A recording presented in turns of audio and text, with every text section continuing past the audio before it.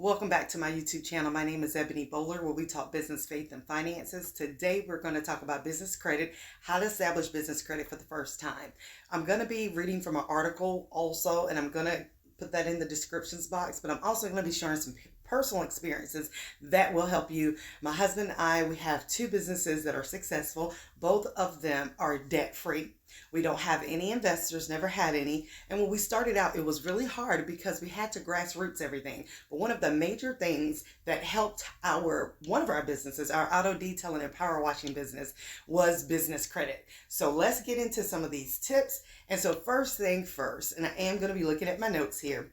So structure your business and get your EIN for your company. So I'm not going to go into all those details because you're going to see that in the article, how to structure your business, whether you want to be an LLC, an S Corp, or C Corp. And also, of course, you got to have your EIN number because that is the number you're going to be using instead of your own personal social security number to establish a business credit. Now, I'm only going to talk from 3 areas, the ones that we have experience in, but in the article, there are going to be other areas and other ways listed. So I'm going to talk from vendor credit, supplier credit, and retail credit. So first, vendor credit, because we have experience in that. So I'll give you the definition. Vendor credit is when an individual or business offers products or services that your company can purchase on short-term financing, like 30-day net. Some of the ones that we use that work for us, I'm not going to list their names, but I'm going to list what they are, and then you can do the research yourself, because again, I don't want to have to worry about my video getting deleted or being copyright infringed or anything like that. So the first one was a vendor credit, was a janitorial supply company. I actually, we decided to get a 30-day net, I think is what it was we had. Most of the nets we had were 15, 20, and 30. What we mean by net is when they have to be paid back.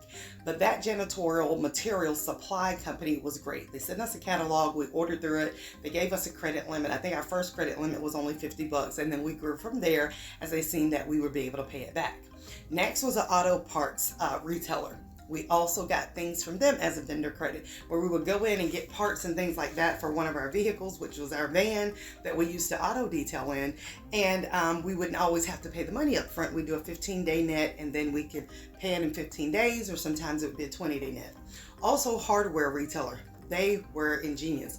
We used them a lot because we were able to get buckets and things that we needed, and some of the equipment, such as a pressure washer and a generator. So that is from the vendor credit. So those are places you want to look at if you're just getting started and you're like an industrial company such as us, if you have a detailing business or power washing or mechanic shop or anything like that.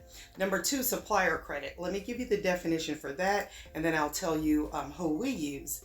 This type of business credit is when a supplier is willing to provide supplies to your business and defer payment for a later date.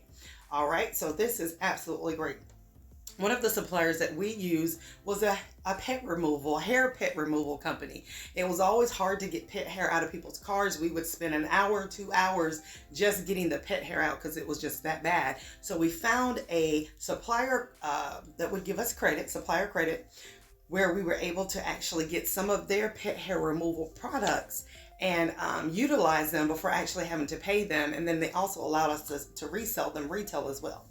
And then number 3 is retail credit. Retail credit, all right, let me give you the definition of that and tell you what we use.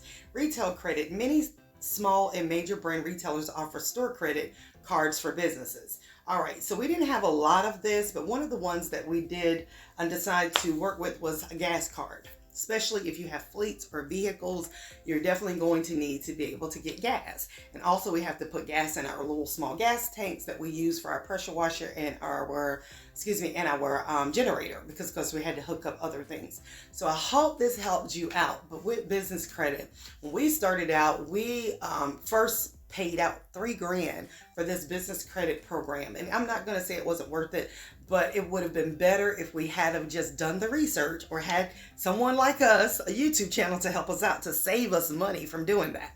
But if you start there and you start small, you'll grow and you'll grow. And as you keep paying back and as you keep getting bigger ticketed items, before you know it, you'll have a huge credit line of business credit. So I hope that helped you all today. If you're not already subscribed, please subscribe to my channel, like my channel. And as always, do the very best that you can do. And after you've done all you can do, that's all you can do. Mwah!